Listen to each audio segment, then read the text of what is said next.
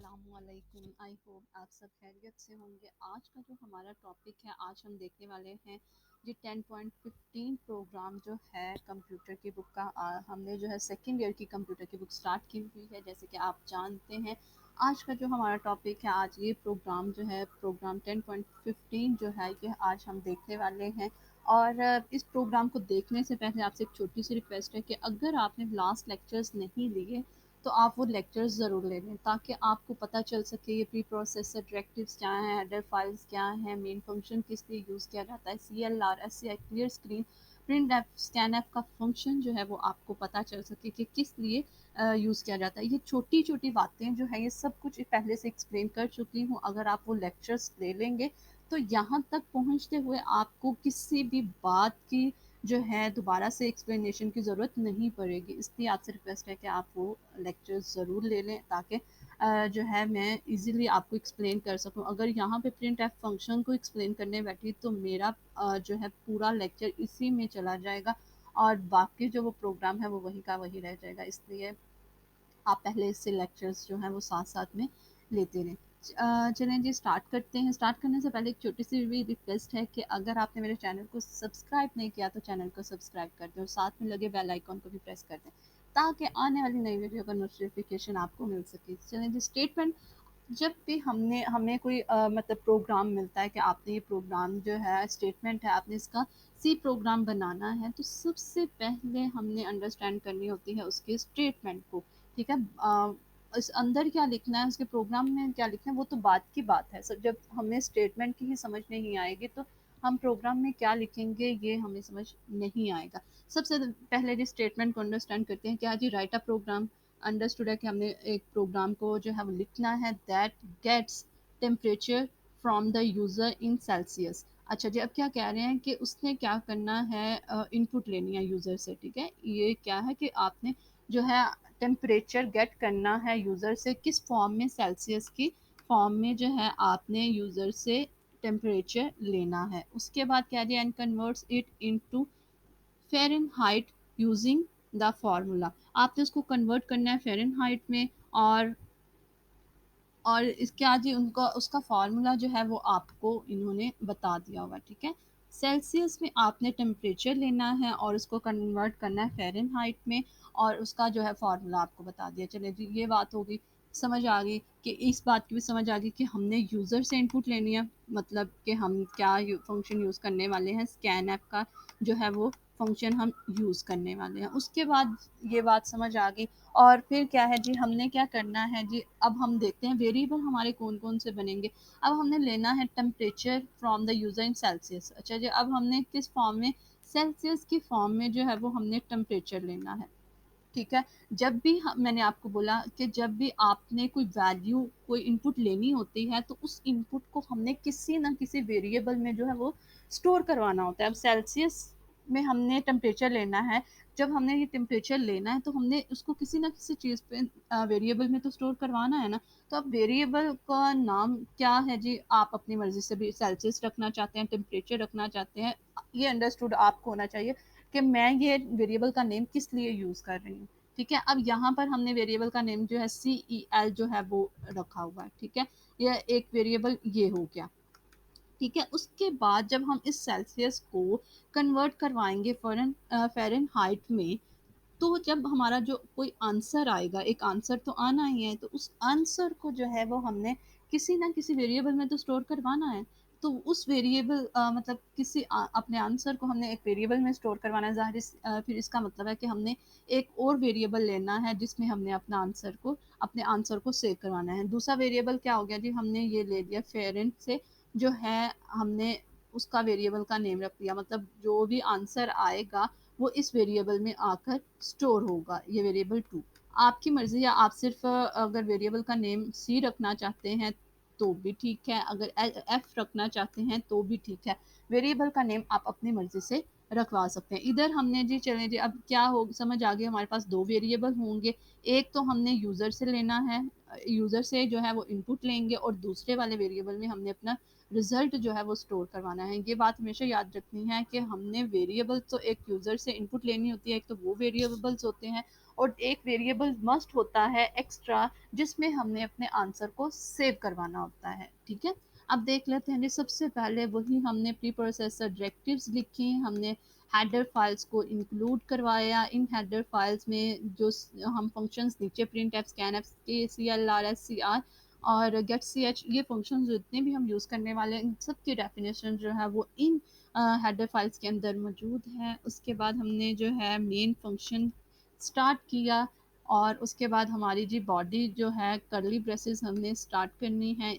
ये हमारी करली ब्रेसेस स्टार्ट होंगी, इसका मतलब है ये हमारी प्रोग्राम की बॉडी जो है वो स्टार्ट हो रही है। अब हमने देखा जी, हमने जो है वेरिएबल लिए थे, कितने डिक्लेयर किए थे हमने, 2 वेरिएबल जो है। एक तो मैंने सी ई एल के नाम से रखा है, और एक दूसरा फेरन के नाम से जो है वो हमने रख लिया है वेरिएबल का नेम। अब इनकी डाटा टाइप क्या होगी, ये देखने वाली बात है कि अब टेम्परेचर जो है वो हमारा ऑफ कोर्स जो है वो फ्लोट मतलब डेसिमल पॉइंट्स में आने वाला है। तो अब हमें पता है कि हमारे डेसिमल अगर हमने पॉइंट्स में वैल्यूज़ को डिस्प्ले करवाना होता है या स्टोर करवाना होता है, या हमारी जो डेसिमल वाली वैल्यूज़ हैं उनकी जो डाटा टाइप होती है वो हमेशा क्या होती है, फ्लोट होती है। ठीक है, उनकी वैल्यू उनकी उसकी डाटा टाइप क्या होती है, फ्लोट होती है। अब मेरा जो हमने यूज़र से वैल्यू लेनी है सेल्सियस की, वो भी क्या होगी, फ्लोट। उसकी डाटा टाइप की भी क्या होगी, फ्लोट होगी। क्यों फ्लोट होगी, क्योंकि वो वैल्यू जो है वो कोई डेसिमल पॉइंट्स में होगी। ये देखिए, कोई डेसिमल पॉइंट पे होगी। फॉरेन में फेरन में क्या होगा जी, हमारे पास जो भी आंसर आएगा कैलकुलेशन करने के बाद, हमारे पास आंसर जो है वो फेरन में आके स्टोर होना है। तो जब आंसर भी हमारा जो है वो भी उसकी डाटा टाइप क्या होगी, फ्लोट होगी। मतलब वो आंसर जो है वो भी हमारा कोई डेसिमल पॉइंट वाला होगा। ठीक है, उसके बाद हमने डिक्लेयर कर लिया अपने वेरिएबल्स को, C L R C R जो है हमने क्लियर स्क्रीन लिख दिया, ये फंक्शन का नेम लिख दिया कि हमारी जो पहले से गार्बेज आउटपुट हो उसको क्लियर कर दे आउटपुट वाली स्क्रीन से। उसके बाद देखें जी, हमने देखा ऊपर कि हमने यूज़र से इनपुट लेनी है। सेल्सियस जो है वो हमने किससे लेना है, टेम्परेचर जो है सेल्सियस के फॉर्म में किससे लेना है, यूज़र से लेना है। और जब मैंने आपको बोला कि स्कैन एफ का फंक्शन जब हमने पढ़ा था, तो मैंने आपको बोला था स्कैन एफ के फंक्शन के साथ ही हम प्रिंट एफ का फंक्शन जो है वो यूज़ करते हैं। अगर मैं यहाँ पे प्रिंट एफ का फंक्शन ना यूज़ करती तो मेरा क्या होता है, ब्लैंक स्क्रीन पर मेरा यहाँ पर कर्सर ब्लिंक करता रहता, और मुझे जो है वो आइडिया ही ना होता कि मैंने यहाँ पर कौन सी वैल्यू किस टाइप की वैल्यू जो है वो एंटर करवानी है।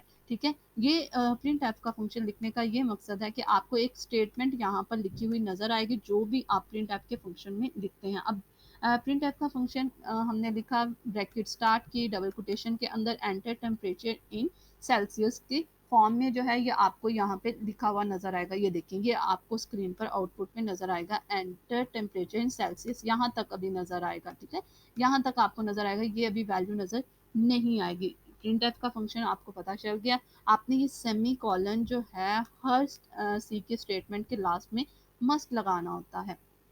उसके बाद देखिए जी, हमने स्कैन एप का फंक्शन हमने यूज़र से इनपुट लेनी है।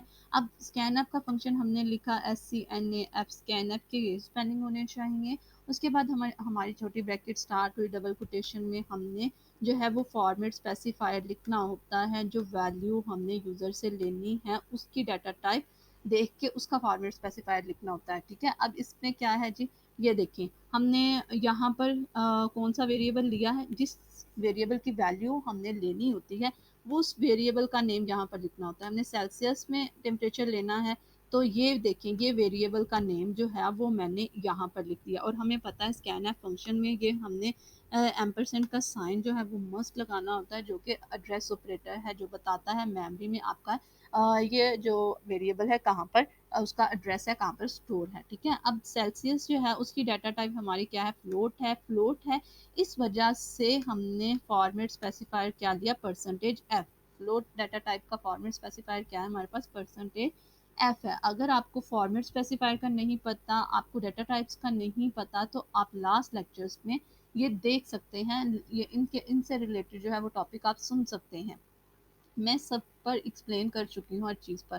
ठीक है, उसके बाद देखें, अब हमारे पास हमने फार्मूला दिया हुआ था ये ऊपर, ये देखें, ये जो है फ़ारेनहाइट का जो है ये फार्मूला उन्होंने बताया हुआ था, डिवाइडेड बाय 5, ठीक है। अब देखें, इसको हमने 9.0 डिवाइडेड बाय 5.0 हम इसलिए लिखते हैं ताकि हमारा जो भी आंसर आए, मतलब पॉइंट के बाद भी जो है कोई वैल्यू मिस ना हो, ठीक है। 9 लिख लें या 9.5, ये एक ही बात है, ठीक है। अब क्या लिखा हमने, ये देखिए, इस वेरिएबल में हमने अपनी वैल्यू को, अपने रिजल्ट को स्टोर करवाना है, जो कि हमने ऊपर डिक्लेयर कर लिया था, ठीक है। यही जो ऊपर डिक्लेयर किया था आपने वेरिएबल, वो ही आपने, वही स्पेलिंग आपने नीचे लिखने हैं, यहाँ पर और कोई स्पेलिंग नहीं लिखनी। इसका जो भी आंसर आएगा वो इस वेरिएबल में आकर स्टोर होगा। अब 9.5 divided by 5.0 multiply by Celsius, ये देख लें, ये वही सी से सेल्सियस लिया हुआ है हमने, ये जो भी यूज़र ने दिया होगा, ठीक है, और +32, ठीक है। जब इस सेल्सियस में जो यूज़र ने वैल्यू एंटर करवाई, क्या वैल्यू एंटर करवाई जी, सेल्सियस में 15.50, ठीक है। ये हमारा वेरिएबल था सेल्सियस का, इसके अंदर हमारे पास क्या आके स्टोर हो चुका है, 15.50 जो है ये आकर इस सेल्सियस में स्टोर हो चुका है। जब भी हम इस वेरिएबल को आगे फर्दर यूज़ करेंगे तो उसकी वैल्यू जो भी इसमें स्टोर होगी वो हमें मिल जाएगी, ठीक है।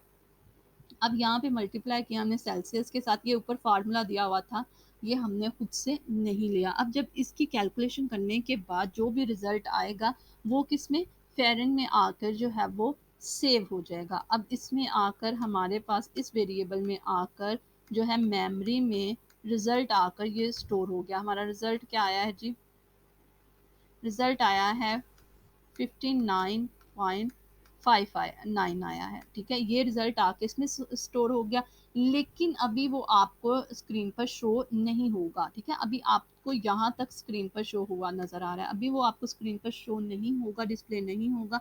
हमने देखा था कि अगर हमने कोई रिजल्ट को डिस्प्ले करवाना है स्क्रीन पर तो हम कौन सा फंक्शन यूज़ करते हैं, प्रिंट एफ का फंक्शन यूज़ करते हैं। अब जी प्रिंट एफ का फंक्शन, हमने प्रिंट एफ का फंक्शन लिखा, ब्रैकेट छोटी स्टार्ट की, डबल कोटेशन के अंदर हमने अपना टेक्स्ट लिखा। टेक्स्ट में क्या लिखा है, टेम्परेचर इन फ़ारेनहाइट इज़, ठीक है। उसके बाद यहाँ पर ये देखें, कोमे के बाद हमने वो वेरिएबल का नेम लिखना होता है जिसकी वैल्यू को हमने स्क्रीन पर प्रिंट करवाना होता है, ठीक है। जिसकी अब हमने, इसमें रिजल्ट सेव था, हमने इसकी वैल्यू, इसमें जो भी रिजल्ट था उसको स्क्रीन पर शो करवाना है।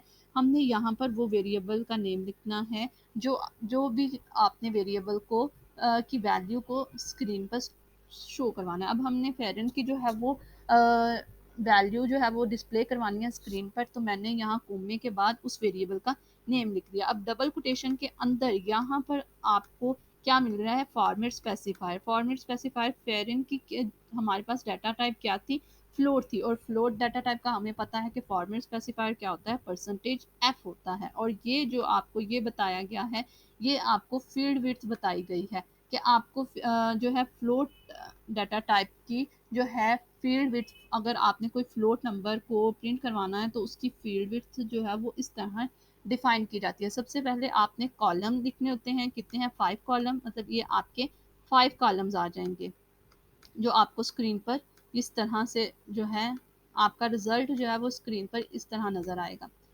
5 कॉलम्स आ गए, उसके बाद पॉइंट है, ये आपका पॉइंट के बाद 2 लिखा हुआ, इसका क्या मतलब है, इसका मतलब है कि जो भी आपका आंसर आएगा, ये आपका आंसर आया है, इसके पॉइंट के बाद, ये पॉइंट के बाद जितनी भी आपके पास ये वैल्यूज़ होंगी, आपने फर्स्ट 2 वैल्यूज़ को सिर्फ स्क्रीन पर डिस्प्ले करवाना है, ठीक है। अब यहाँ पर हमारी फर्स्ट 2 वैल्यूज़ मतलब थी नहीं, सिर्फ फर्स्ट ही वैल्यू थी, एक ही वैल्यू थी। अगर यहाँ पर और भी वैल्यूज़ होती तो हमने फर्स्ट 2 को पिक करना था और स्क्रीन पर शो करवाना था। यहाँ पे जो है पॉइंट के बाद सिर्फ एक ही वैल्यू आई है, इसलिए शो भी आपको एक ही वैल्यू होगी। अब आपको रिजल्ट कैसे शो होगा जी, 59.9 जो है ये देखिए, ये आपको स्क्रीन पर लिखा हुआ नज़र आएगा, ठीक है। उसके बाद हमने गेट सी एच का फंक्शन जो है वो यूज़ किया और कर्ली ब्रेसेस जो हैं वो हमने क्लोज करवा दी। अगर इस प्रोग्राम में आपको किसी भी बात की समझ ना आई हो, आप